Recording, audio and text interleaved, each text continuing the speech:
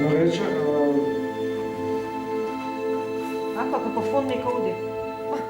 Ще мога да Не пробам.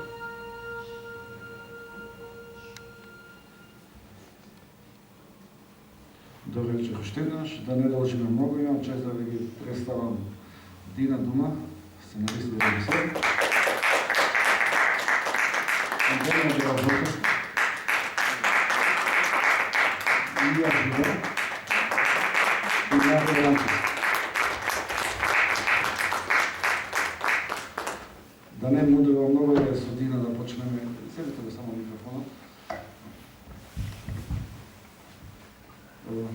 Мислам дека долго го спремам тој филм. Неколку години. Да, од самата идеја до реализација, па до премиера поминаа 5 години. Прилично долго време тоа. Да, толку е потребно за да се направи долгометражен филм. Вашиот филм, филм Петрунија, например, и денешно немаше име на Теона Стругер. Една важна позија може би Жгам. Тоа се филмови инспирирани од црните хроники. Грешам или не? Па Црна хроника е повеќе искрено инспирација имав од лично искуство. Затоа што во моето училиште, јас кога бев средношколка, имаше ваков тип на инцидент со снимање видео и од тука ја црпам инспирацијата. Филмот имаше светска премиера во Карлови Вари, потоа го отвори фестивалот Манаки. Каде све уште бевте и ходите, кратко да го кажеш? Филмот патува по фестивали. За жал, ние како екипа не толку многу поради пандемијава. Од важни фестивали би ги издвоила, од големи фестивали после Карлови Вари би ги издвоила Сао Пауло, кој што исто така од А категорија, Талин, Black Nights, и секако патуваше на уште 20 фестивали. И се уште добиваме покани за филмот да биде прикажан по светски фестивали. Последно беше во Трст, а следните не смам да ги откриам. Интересно е што дебютантски автор во долгометражен филм, инаку имате и искуство на кратки филмови, со работката со Димитрија Доксевски, речиси од вашите почетоци, така. Се за да преведе на нашите млади гостинки. Како течеше процесот на кастингот и изборот на актер? За мене овој процес на кастинг беше еден од најважните сегменти од продукцијата, затоа што беше битно да ги најдам правите ликови, затоа што бев свесна дека овој филм е базиран на ликови и колку бев свесна дека колку поавтентични ликови најдам, толку подобро ќе го изнесат тие секако филмот. Траеше, како што кажав, траеше 6 месеци, доста беше напорно, затоа што се пријавија многу девојки, многу талентирани девојки кои стварно многу добро се покажаа на кастингот.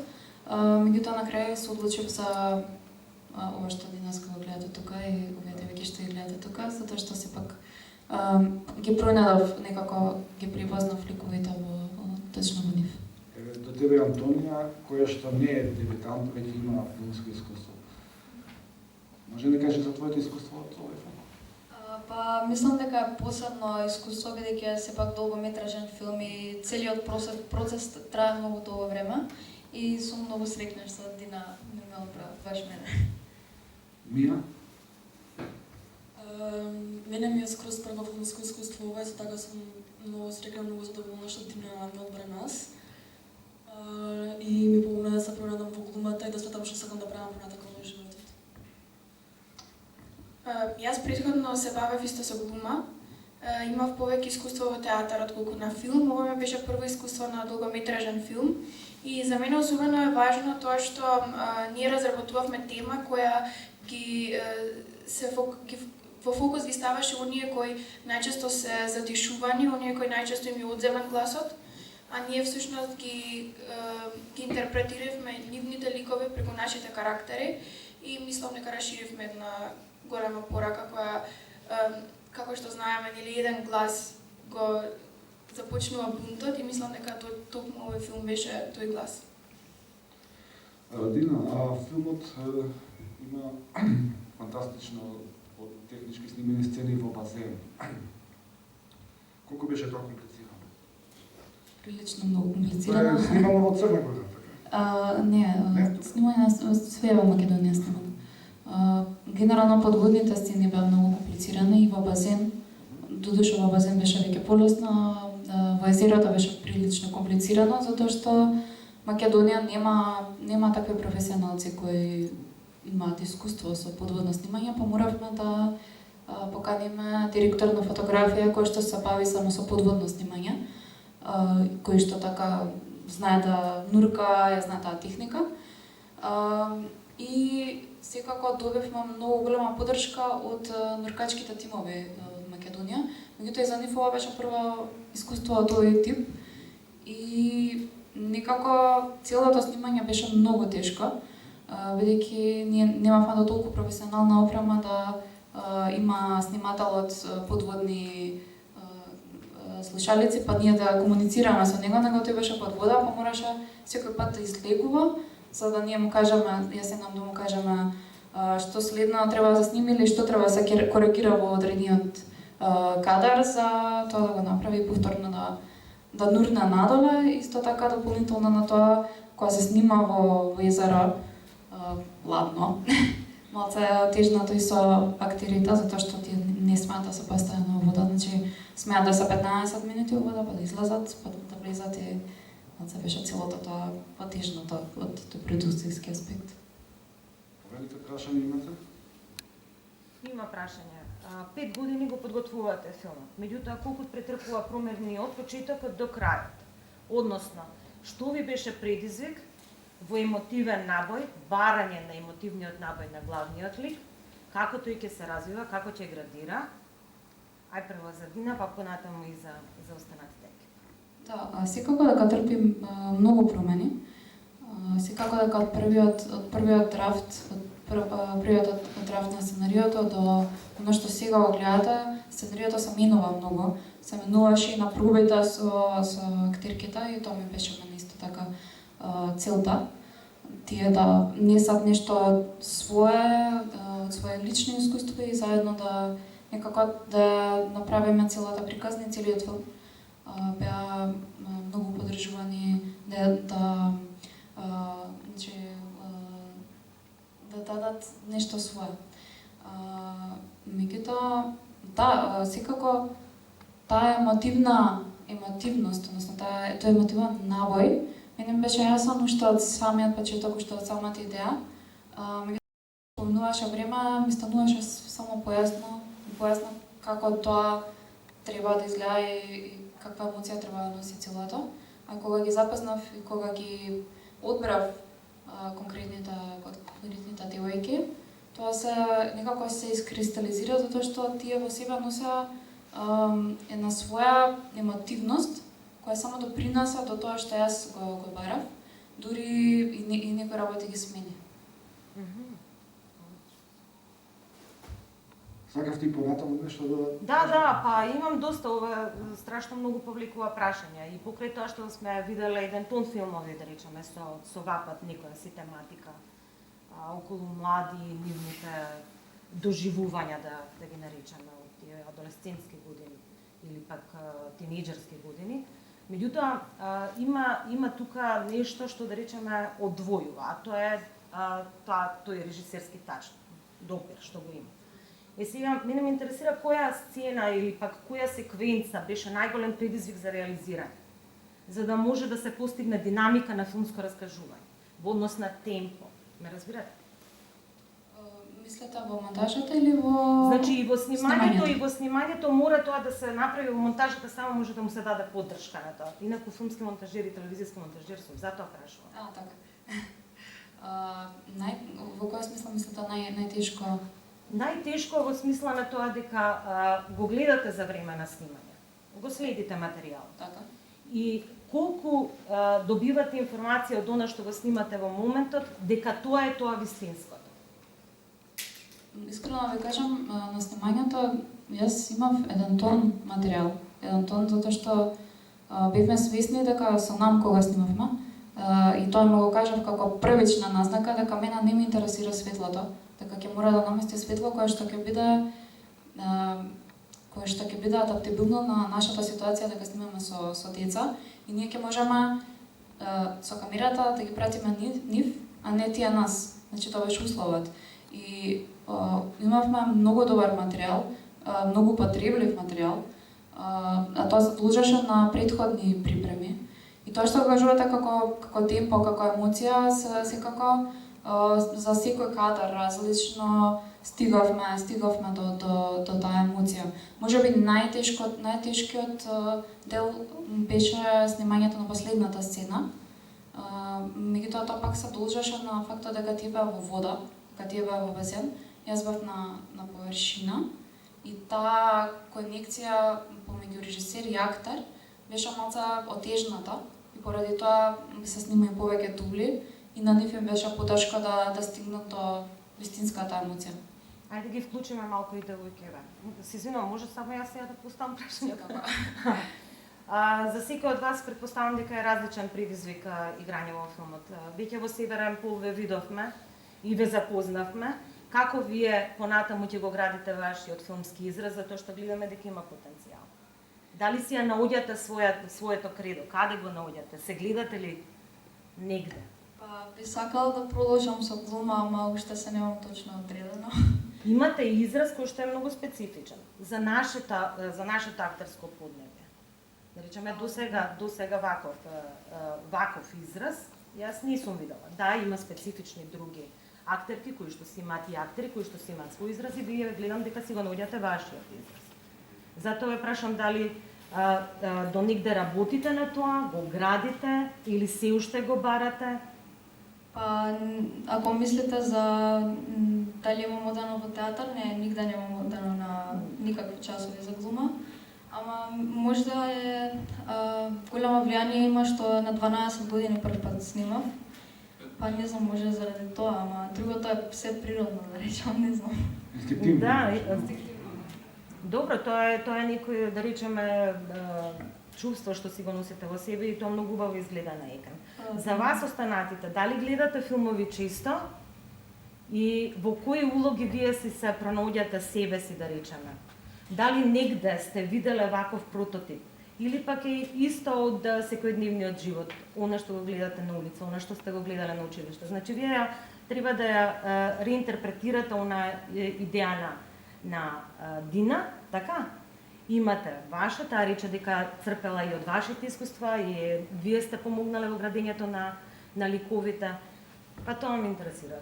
Додека траеше процесот на припремање пред филмот, Дина ни даваше домашни да гледаме некои филмови што има слична тематика и пример со две главни улоги со сличен однос како на Јана и Маја. И тогаш уште повеќе затоа дека стварно се пронаоѓам во ликот на Јана и дека ќе можам добро да го изнесам. Кои филмови ви беа референца? Breathe, француски филм. И тој мене стварно премногу ми се допадна и ми остави така преубаво искуство. Одлично. Јас во целиот процес се вклучив малку покасно, бидејќи кога излезе кастингот имав 13 години, а ликот требаше да биде од 16 до 19, мислам 19. И кога излезе кастингот дека имав 13 години, не се пријавив. Меѓутоа подоцна се склопија куцки и се најдовме со Дина и ја добив улогата кога наполни веќе 14 години. И за мене лично, од лично искуство можам да кажам дека најчесто гледам работите да ги изнесам од аспект на ликот кој го интерпретирам, не од мој аспект, личен како Марија, туку во случајов, например, како Елена. Никогаш не гледам како јас би реагирала, туку како таа би реагирала во сооднос со нејзината животна приказна, нејзината биографија, многу фактори кои влијаат во нејзиниот живот, а не во мојот. И мислам дека и во други ликови на кои имам работено, секогаш гледам тоа да го правам на таков начин. Одговорив. Да, одлично. Да, многу. Дина, филмот како да има две одвоени фотографски фактури. Едната е тоа социјалното милје, на периферија на општеството, а другата е кога пливаат во базенот. Тоа беше Да, тоа беше намерно. Има и трета, тоа се социјалните мрежи, односно употреба на телефоните како еден визуелен јазик, дополнителен на овие два различни визуелни јазици. Да, водата за мене беше секогаш еден внатрешен живот на ликот на Маја и внатрешна состојба, каде што можеме да видиме како таа арка се крши низ текот на филмот. На почеток филмот почнува во вода, каде што ликот се чувствува безбедно, каде се игра. Меѓутоа, како што понатака се случува действието, водата станува едно опасна средина, во која што ликот, значи гледаме така се тави лик, и каде што Маја секако почнува да се осеќа непријатно. Меѓутоа исто така на крај филмот завршува во водата, каде што таа се обидува да ја удави другарката, меѓутоа наместо тоа нели го завзема, ја враќа таа внатрешна сила што ја има изгубена по пат. Зрнестата структура на фотографијата, како избравте со повеќе Димитар Доксевски или ти кој инсистираше повеќе на тоа? Некако во... Затоа што дава одредена нели патина. Да, точно. Искрено планот беше за снима на филмска трака. Меѓутоа секако и тоа сакам да прашам зашто изгледа веќе како веќе изгледа како на филмска трака. Меѓутоа немавме буџет доволно, на крај не собравме доволен буџет за да тоа го изреализираме, затоа што како што знаете филмската трака снимање на филмска трака во денешно време е многу тешко. Не постои лабораторија која што во близина на Македонија. Да, Будимпешта и тоа за долгометражен филм е многу голем ризик, посебно за со ваков буџет филм. Така да сакавме некако сепак да се задржиме на таа идеја и да го приближиме тој визуелен стил највеќе што можеме до филмската трака. Антони имаше искуство во Серен Пол, тоа е снимано со 16 мм филмска трака. Колку се разликуваше процесот во твој поглед? Дали одеше потешко, полесно, побрзо, поскоро? Да, си имаше своји потешкоти, бидејќи Марија, режисерката, не гледаше што се снима. И се беше, не знам, Владко се направи како што треба и излезе прекрасен филмот. Да прашувам дали ќе конкурирате на Академија за актерки или да не прашувам? Да се поздравим. Веќе не гази времето, од 20 часот е филмот Самоуништување. Сакате уште нешто да кажете ли? Некој друг да не сака да постави прашање?